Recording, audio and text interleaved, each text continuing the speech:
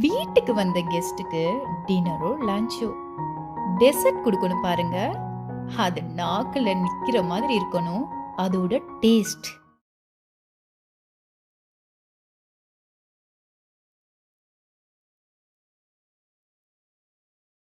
அனைவருக்கும் வணக்கம். எல்லாரும் எப்படி இருக்கிறீங்க? இன்னைக்கு நம்ம ஐத்தி கிச்சன்ல எனக்கு, உங்களுக்கு, குட்டீஸ்க்கு எல்லாருக்கும் பிடிச்சமான ஒரு டெசர்ட் தான் செஞ்சு பார்க்க போறோம். இது எப்படி செய்யறதுன்னு பார்க்கலாம் வாங்க. அதுக்கு முதல்ல பேக்கிங் ட்ரே வேணும். நீங்கள் ஆயில் இல்லை பட்டர் இந்த மாதிரி அப்ளை பண்ணிவிட்டு பட்டர் ஷீட் வந்து மேலே போட்டுக்கோங்க. இப்படி நல்லா கவர் பண்ணி எடுத்து வச்சிடலாம். அதுக்கப்புறமா அன்சால்டட் பட்டர் 115 அதாவது 115 கிராம் எடுத்துட்டு 200 கிராம் 200 கிராம் டார்க் சாக்லேட் அதையும் நல்லா இந்த மாதிரி பீஸ் பண்ணி நம்ம வந்து ஒரு பாத்திரத்தில் சேர்த்துட்டு நீராவியில் வந்து மெல்ட்டாக விட போகிறோம். இப்போ நம்ம இப்படி சேர்த்ததுக்கப்புறமா நீராவியில் மெல்ட் பண்ணுறது தான் நமக்கு நல்லது. நம்ம மைக்ரோவேவ்லாம் வச்சு எடுத்தோம்னா டக்குன்னு கட்டித்தன்மையாகிரும். அதுலேயே பட்டரையும் சேர்த்து நல்லா கலந்து விடுங்க. அப்போ இந்த நீராவியில் வந்து நமக்கு இந்த சாக்லேட்டும் பட்டரும் மெல்ட் ஆகும்போது கரெக்டான கன்சிஸ்டன்சியில் நமக்கு கொண்டு வந்து கொடுக்கும். இடையிடையே நல்லா கலந்து விடுங்க.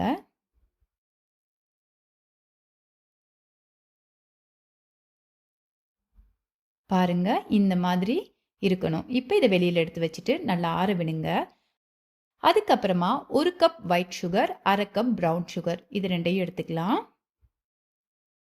இதை ஒரு பாத்திரத்தில் சேர்த்துட்டு இதுக்கு தேவையானது முட்டை. முட்டை வந்து நமக்கு 3 முட்டை இருந்தால் போதுமானது. முதல்ல ஒரு முட்டையை சேர்த்து நல்லா வந்து பீட் பண்ணுங்க.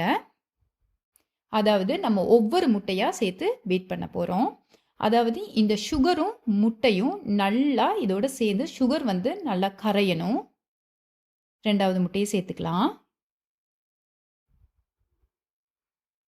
நல்லா எல்லாம் சேர்த்து கலந்து விட்டுடலாம். பாருங்க, இப்போவே உங்களுக்கு தெரிஞ்சிருக்கும். இப்போ 3வது முட்டையை சேர்த்துட்டு நல்லா பீட் பண்ணுங்க.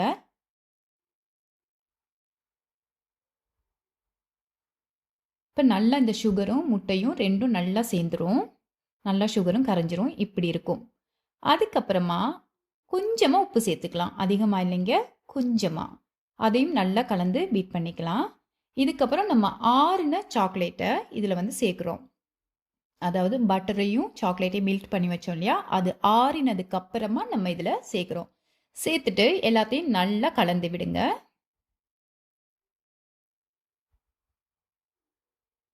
இப்போ இதை நல்லா கலந்துக்கலாம். இப்படி உங்களுக்கு கலக்கும் போதே தெரியும். நம்ம அதுக்கப்புறம் ட்ரை இன்க்ரீடியன்ட்ஸ் போடும்போதும் தெரியும் இந்த ப்ரௌனி நமக்கு சூப்பராக வரும் அப்படின்னு. நீங்கள் இப்படி கலக்கும் போது வந்து நல்ல திக்காகிருச்சு அப்படின்னா நம்ம சாக்லேட்டை ரொம்ப நேரமாக மெல்ட் பண்ணிட்டோன்னு அர்த்தம். இப்போ வந்து இதுக்கு தேவையானது ட்ரை இன்க்ரீடியன்ட்ஸ் 1/2 கப்பு மைதா மாவுனா 1/4 கப் அளவுக்கு சாக்லேட் பவுடர் இது ரெண்டையும் சேர்த்துக்கலாம். இப்போ கரெக்டாக நம்ம வந்து அளந்து எடுத்துக்கணும். அதுதான் ரொம்ப அவசியம் ப்ரௌனிக்கு. இப்போ ஒரு சல்லடையை வச்சு ரெண்டையும் சேர்த்து சலிச்சிடலாம். டைரெக்டாக கட்டிகள் எல்லாம் இல்லாமல் இந்த மாதிரி சலிச்சிட்டு அதுக்கப்புறமா நல்லா நம்ம இதை கலந்து விட்டுறலாம். அது கூட நல்லா மிக்ஸ் பண்ணுங்க. நல்ல ஓரங்கள்லாம் மாவு இருக்கும், சாக்லேட் பவுடர் இருக்கும், எல்லாத்தையும் நல்லா கலந்து விடுங்க. கலந்து விடும்போதே தெரியும் உங்களுக்கு இப்படி இருக்கணும். இப்போ ஓரமெல்லாம் சேர்த்து நல்லா கலந்து விட்டுட்டு டைரெக்டாக நம்ம பேக்கிங் ட்ரேக்கு மாற்றலாம். எனக்கு வந்து ரொம்ப முந்திரி பிடிக்கும் ப்ரௌனியோட சேர்த்து சாப்பிட, அதுவும் பாதாம் சீவலும். உங்களுக்கும் பிடிச்சிருந்தா சேருங்க, இல்லாட்டி ஸ்கிப் பண்ணி விட்டுடுங்க. இது வந்து பாதாம் சீவல், அதையும் நான் சேர்க்குறேன்.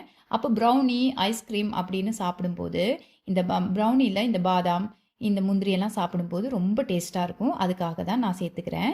இது எல்லாத்தையும் நல்லா கலந்து விட்டுட்டு பேக்கிங் ட்ரேக்கு மாற்றிடலாம். கரெக்டாக இருக்குல்ல, இப்படி இருக்கணும். இப்படி இருந்தால் தான் நமக்கு ப்ரௌனி சூப்பராக மேலேலாம் நல்லா பேக் ஆகி கீழ்ப்பகுதிகள்லாம் நல்லா ஈரமாகி இருக்கும். அப்படி இருந்தால் தான் நம்ம ப்ரௌனி நமக்கு கரெக்டாக வந்திருக்குன்னு அர்த்தம். ஓகேவா? இந்த மாதிரி 2 தட்டு தட்டினீங்கன்னா அதில் இருக்கிற பபிள்ஸ் எல்லாம் வெளியே வந்துடும். அதுக்கப்புறம் நல்ல ஈஸியாக பேக் ஆகி வரும். அது நமக்கு ரொம்ப அவசியம்.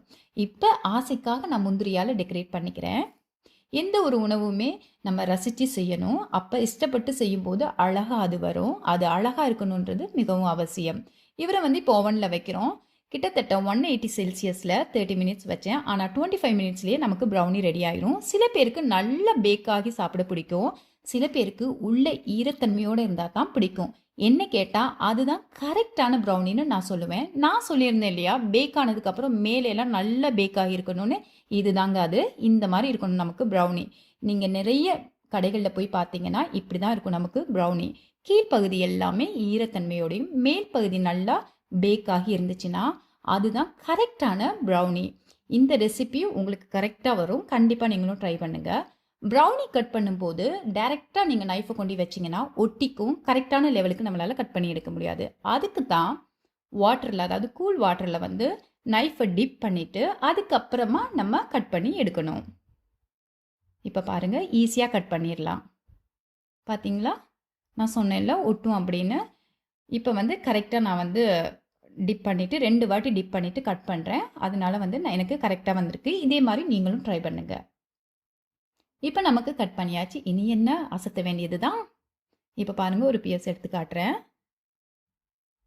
பாருங்கள், மேலே எல்லாம் நல்லா பேக் ஆகி கீழ் பகுதிகள்லாம் எப்படி இருக்குது அப்படின்னு இப்படி இருக்கணுங்க நமக்கு ப்ரௌனி. அதுதான் கரெக்டான ரெசிபி. கண்டிப்பாக நீங்களும் இந்த ரெசிபியை ட்ரை பண்ணுங்கள். இந்த ரெசிபி உங்களுக்கு பிடிச்சிருக்குன்னு நானும் நினைக்கிறேன்.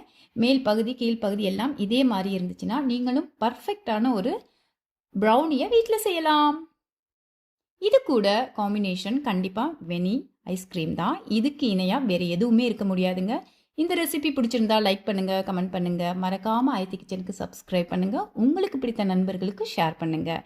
இன்னொரு ரெசிபியோட சந்திக்கிறேன். ஆரோக்கியமான உணவு, ஆரோக்கியமான வாழ்க்கை. பாய் பாய்.